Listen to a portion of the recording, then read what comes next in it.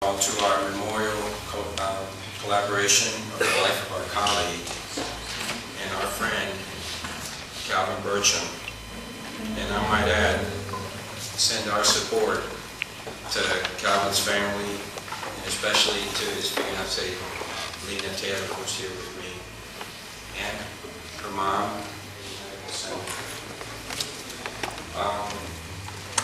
Before I begin, I would just like to thank those who have asked me to speak.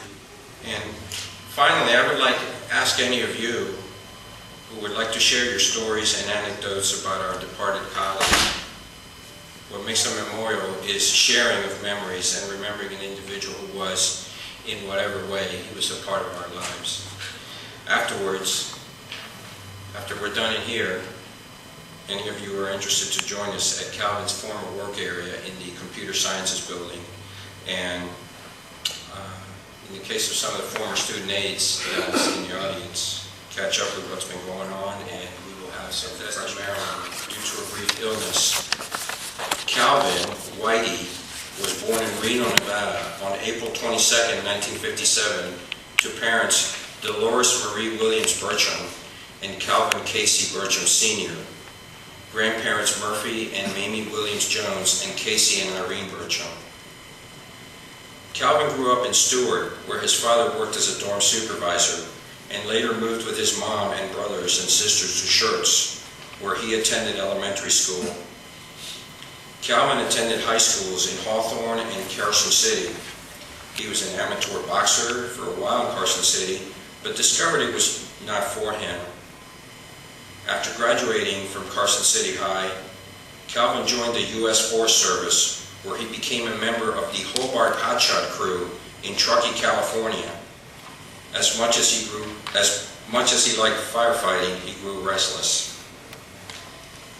Calvin pursued a career in electronic technology at the DeVry Institute of Technology in Chicago, Illinois, later transferring to Phoenix, Arizona, where he graduated in 1978. Calvin immediately went to work for Hewlett-Packard, first in Cupertino, California, and later in Salt Lake City, Utah. It was there he learned to snow ski and went as often as he could with his friends, and went on a vacation trip to Puerto Vallarta, Mexico, where he learned to parasail. My brother did whatever looked like fun. However, no matter where he moved to, he missed home. He would come home as much as possible and loved to take all the chubby boys, his pet names for the nephews, hunting and hiking and exploring all around the res. I think he liked to be with them because he could be as silly as he wanted and not be judged. He really was a big kid. He was very proud of all his nephews and nieces. You know him, you love him. Ask for him by name only, accept no substitutions. He's one hell of a kind of guy. Calvin Bertram. That was Cal's trademark introduction of himself when we would rehearse his speeches at home for Toastmasters. For those of you who do not know me, I was referred to as his DC lady, Lena, by his family, affectionately nicknamed Poopsie Collins and Sweetie Cakes by Cal. We lived a wonderful life together in Bethesda, Maryland for 3 years and 2 months.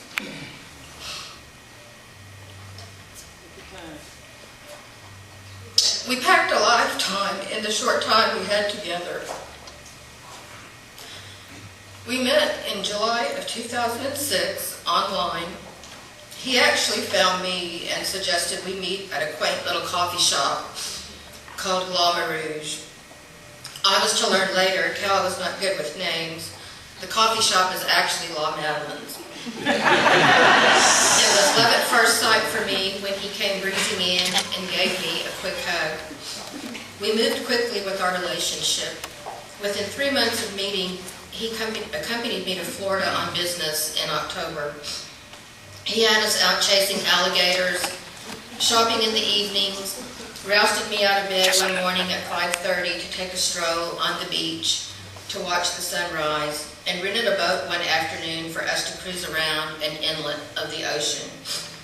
Imagine all this activity in 1 week while I was attending class all day. That was my Cal, bigger than life, and making the most out of every day. She simultaneously hiked up her right leg to slap it and just busted out laughing. Of course, we both busted out laughing, as it was so cute to see this 78-year-old Indian woman laughing uncontrollably. Later, I thanked Cal. I told him I had asked for him by name only, accepted no substitutions. He was one hell of a kind of guy. He was my guy, Cal Bertram. I was his supervisor, and I quickly came to learn that he really was a people person. Someone who loved to exchange ideas, quips, and wit. Calvin was an old hand at the college, at least compared to me, but we both shared something very similar. We both joined Instructional Technology Rockville in the summer of 2005, separated by only a week. For me, the environment here at MC Rockville was a real change. I had not set foot on this particular campus since I was an undergrad student in the mid-1970s.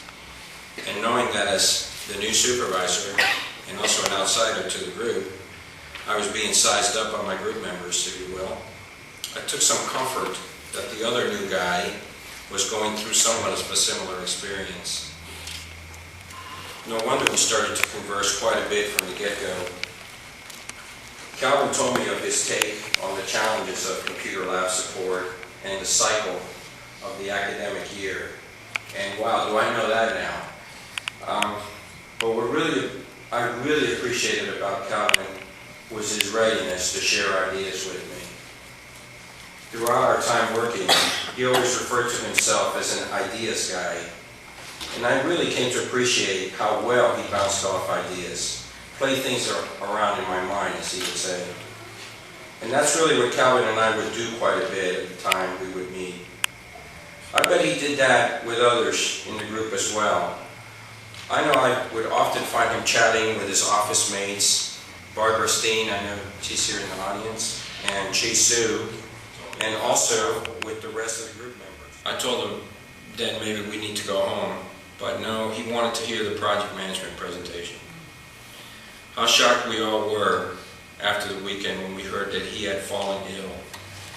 Several of us visited him in the hospital, and many folks throughout those months approached me to ask me about his recovery.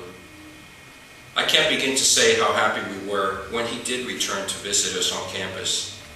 In fact, Calvin's next to last conversation with me was during that visit on campus.